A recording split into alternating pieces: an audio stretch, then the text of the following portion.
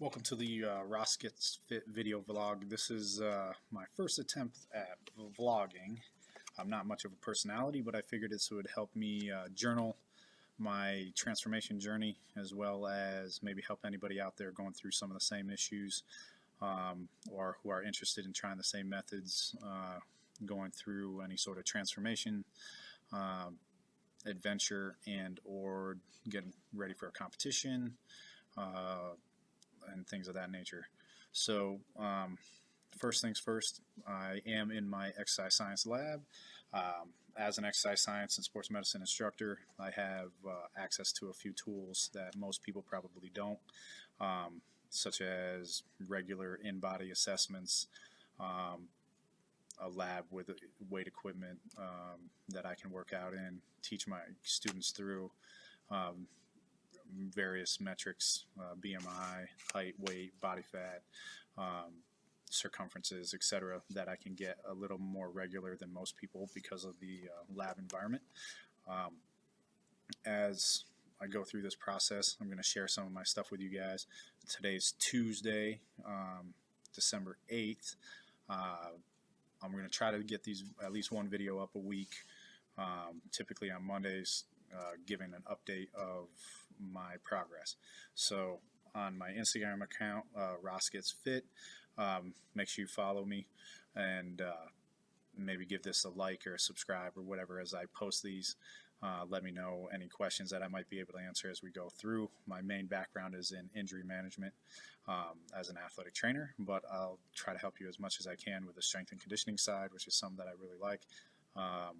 More athlete driven than bodybuilding or powerlifting, but that's a realm that I'm trying to explore. So as we go through this, I kind of want to go over my in-body results, how to look at one of these sheets. I posted my in-body that I took yesterday online, and then talk a little bit about the nutrition strategies that I'm going to use through the process as I look to get back into good shape. So I've got my in-body sheet. Haven't yet learned how to add those pictures and things like that onto the video. Again, as I get better at this, something I might add. So looking at my in-body, again, if you're not assessing your progress and you're not taking accountability of various data points, you're going to have a hard time knowing how well you're doing. You're going to also have a very difficult time in determining if you're meeting your goals. And if you're only assessing one data point, let's say weight, for instance, with a transformation contest, most people they want to know their weight, or they want to know body fat percentage.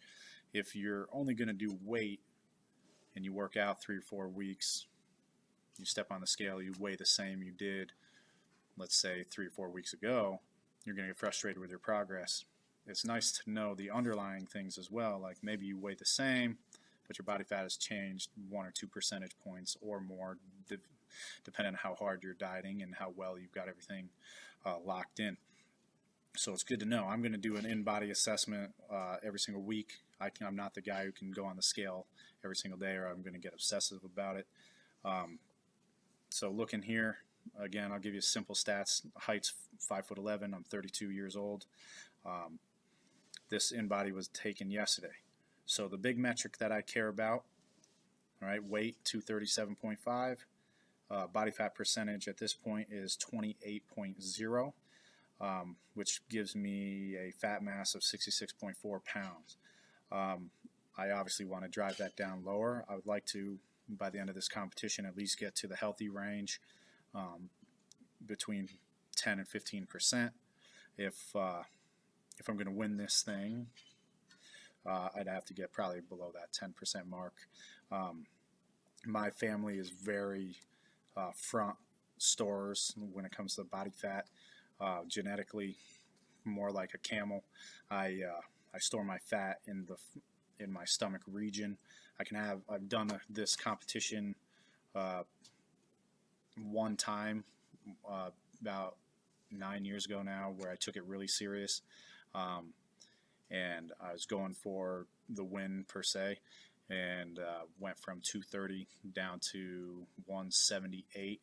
Lost about like 52 pounds in the 84 days. It was a 12-week competition back then. Now it's the window's a little bigger.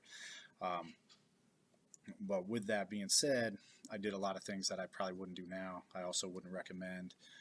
Drove hard into ketosis, which a lot of people do ketogenic diets, but I definitely didn't have the calories up there supporting any good muscle growth or any good mass growth. It was more or less a controlled anorexia almost. I mean, I was doing like 4 ounces of chicken every 4 hours, but then I convinced myself that certain fats were bad. I wasn't putting dressing on it. So there's a lot of things I wouldn't do now that I'm smarter, a little bit older, more experienced, that I did back then that I wouldn't recommend doing. So this time around, I'm going to try to do more of a strategic approach, a little smarter, make sure my calories are up to support a little bit of muscle growth, hopefully, as we'll see through here. And then we obviously want to trim the fat down, being 237, 28%. It's the heaviest I've ever been in my life. Being a teacher, full-time, I can get pretty complacent. You get comfortable, and you stop pushing. I think everybody deals with those type of issues, and it's something that I want to rectify, make better. As I do this competition, I did a competition last year, got pretty well. Then again, like most people who yo-yo, I came up with excuses of why I don't want to lift or didn't want to hit the gym, and then let my nutrition sag. So again, getting back to the in-body, current weight 237.5. Skeletal muscle mass. This is a good tell that the in-body gives us. Has me at 97.4 pounds of skeletal muscle, which is what most people think about when they think about bodybuilding type muscles, your biceps, chest, triceps, etc. Body fat mass is at 66.4. BMI I don't overly care about, even though I'm in the obese range right now at 32.7. Even when I was down to 207, 205, I got down last May. It still had me at like 28, 29, which is overweight in the scale. But when you compared body fat percentages back in May, I got to about 19%. It wasn't too bad. So I don't use BMI too much as an index. It's a good tell for somebody who's sedentary or doesn't have a athletic build. It's a good indicator, but unless those are the cases, it's not something I usually keep a good record of or give a care. Percent body fat, 28%. Another good piece of data that the InBody gives us is your segmental lean and fat analysis. So again, hard to tell, probably backwards. This segment right here, all right, it's going to actually tell you how much muscle you have on each segment. So right arm 10.8 pounds, left arm 10.4. Makes sense, I'm right-handed. As you go down, the trunk 77.4 pounds, right leg 25.09, and left leg 24.7. So one of my goals throughout this is going to be to try to make those a little more symmetrical, about half a pound difference per right and left. Makes sense versus dominance. And then I'd also like to see them go up, obviously. Lean muscle mass gain. It does tell you extracellular water versus total body water analysis, which is basically if you're dealing with any inflammation or any injuries, or could be possibly like gastrointestinal issues, autoimmune diseases, and things like that. Right now, mine's at 0.378, well within the healthy range. I'll be interested to see when I really gear up my nutrition and my training, if that gets affected at all as we go through things. Segmental fat analysis, this is one that can really hurt your feelings, obviously. How much fat is on each segment. So 4.4 pounds on the right arm, 4.6 on the left, 37.7 pounds of fat on my trunk, and that's where I want to really drive that down. Right leg's 8.2 and left leg's 7.9. So what else is nice about this is it tells you your basal metabolic rate. So mine's 2,046 kilocalories per day as an estimate of my BMR, or how many calories I need while I'm at rest. This is a good baseline to start with. So having at least some of that data, it's not as good as saying like a metabolic cart, knowing exactly like, all right, I'm utilizing 80 grams or 80% is carbohydrates, 10% protein, 10% fat, or something crazy like that. But it's a good estimator to start with. To start, I'm going to try to keep my calories just slightly below that, knowing that I'm going to have activity level. I do teach sports medicine, so I get active pretty easily. My biggest limiter is poor nutrition choices, which I'm going to fix. But I'm going to keep my calories between 17 and 1800. Good mix of proteins, fats, and carbs, and we'll talk about those in a next post or the next vlog. And I'm also going to go over a little bit today of kind of what my nutrition strategies are going to look like. This also goes over visceral fat level. It has indicator, low, high, and then it has 10 as a midpoint. You want to be below 10 on average to maintain and stay healthy. Right now I'm at 13. Makes sense with 37.7 pounds of fat being around my trunk. This gives you a decent arm circumference measurement. I've kind of compared it versus just doing a tape measure, and it's about a quarter of an inch off, so pretty good for being a bioelectric impedance machine. And next week I'll take a video of me doing the in-body so you guys can see kind of what's all involved in that. Very non-invasive, takes about a minute. So those are my body composition stats. So what I care about most is obviously skeletal muscle mass. I want to track how that goes throughout a cut. Going to be hard to put on lean muscle mass as you go when you're cutting pretty severely, but it'd be interesting to see how well I am able to either maintain that or increase that throughout this process. As the body fat drops lower, I'm also going to adjust the macros and things like that, and try to make it a little more specific to what I'm trying to do as this experiment progresses. Body fat mass, I obviously want to see that go down a lot, and it's something that will be affected by obviously good nutritional choices. So with the in-body and some of my background mentioned, nutrition, my nutrition strategy at this moment, and I'm probably going to stick with this same nutrition strategy for the full 12 weeks. And a lot of people I've seen posting about them doing the intermittent fasting, various strategies. You have Thomas DeLauer talking about some of his strategies. I've seen some of the more extreme versions of fasting protocols with snake juice dieting.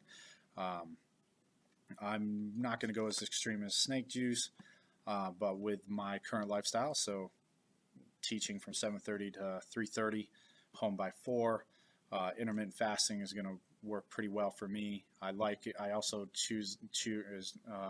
am choosing it because I don't like to meal prep.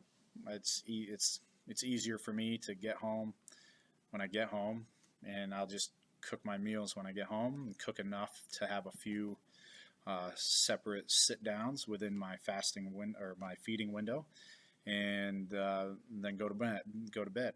I'm gonna do 20 and 4s, so 20-hour fast, 4-hour feeding window, 5 days a week, and then we'll see at this point, but I like to do thinking about rejuvenation effects of fasting, and there's a little bit of research on that, and Thomas DeLauer talks about some of the rejuvenation effects of fasting. I don't need to repeat anything that you guys can look up over there. You want that window to be closer to 18, 20 hours to start getting the rejuvenation effects. One portion of my week, I'm going to push that window to the 40 to 48 hour window. I'll go from Saturday night will be my last feed, Sunday, and then Monday night will be my next one. So all day Sunday, that's basically a day where I'm either at my kids' wrestling tournaments, which are all day things if you've ever been to a wrestling tournament, and or a day where I usually don't do a lot of activity. Sunday is a day I take off, regardless of how hard I'm going on the competition. If anything, I'll do just some light cardio and things like that, just to get the heart rate up just a little bit. But besides that, Sunday is a day where I don't do much, and I think it's a good day I can use to push that fasting window a little further. I don't want to fast so much that I'm pushing into a severely catabolic range where I'm going to be sacrificing a lot of lean muscle. I already have a good feeling that with 1,700 calories to 1,800 a day in my feeding window, I'm going to push that skeletal muscle to a place where I'm hoping not to go too much. I'm trying not to go below 97.4 pounds of skeletal muscle if I can, but I know that with a cut you're going to lose some muscle. So ideally I would maintain 97.4 and or increase upon that as we go, and again, that'll be future videos as I adjust my macros. Another reason I picked intermittent fasting is the real interesting part about it is that rejuvenation effect. As I've gotten heavier, and I've dealt with yo-yoing a little bit over the last couple years, I've also noticed that I've developed heartburn and GERD type issues, and I'd like to see, right now I take like a Zantac, kind of reactionary. It's not prescribed per se, but my doctor recommended that when I have issues just to take it. And I'd like to get to the point where I don't have to take that at all. The fasting protocols, I'm interested to see if that helps or makes worse the heartburn. I also have a little bit of psoriasis that pops up every once in a while, and I'm interested to see how the intermittent fasting approach helps or hurts that. And I'll talk about that more as we go through the 12 weeks and what I'm experiencing. I also picked the 20 and 4s because of the heartburn issue. I typically try to at least lay down in bed. Sleep is a big limiter of mine as well, and is something that I'm working on getting better. But that's probably going to be the hardest trick, is making sure I sleep correctly, or at least enough. But I try to lay down in bed around 10, 10:30, hopefully fall asleep by 11:30, 12 o'clock, and ideally, if I get everything going, I haven't checked thyroid levels or anything like that yet. Might be something I do in the process. I can also stay asleep, because at the moment I wake up a few times at night for no reason. And again, when you get heavier and hormones are out of whack, that type of stuff happens. The 4-hour window allows me a couple hours for my food to kind of get settled in, so I'm not having crazy heartburn at night. Again, I'm not a big pill and prescription believer, so I'm trying to minimize and or get rid of that altogether. And then as I'm journaling this process, I think it might help to kind of hear some of the good and bad things I'm going through. Today and all of last night, I got prepped for this thing on Sunday. did the whole pre-contemplation, contemplation phase. Am I really going to do this? Signed up for the competition yesterday formally, took the before pictures and things like that. And then today and yesterday really tried to lock in the nutrition. With that being said, sugar withdrawals they definitely feel like a real thing to me right now. I know some people debate whether you really have them, but I can tell you right now, I'm going through pretty legit sugar withdrawals. Last night had a headache all night. Today had a headache all kind of all day throughout my classes, and had moments where I felt like I was, I'm sweating and things like that. And today was pretty uncomfortable. Just like everything else, anything else that's uncomfortable and you're trying to get a goal accomplished, I'm pushing through it. I did have a little bit of black coffee today.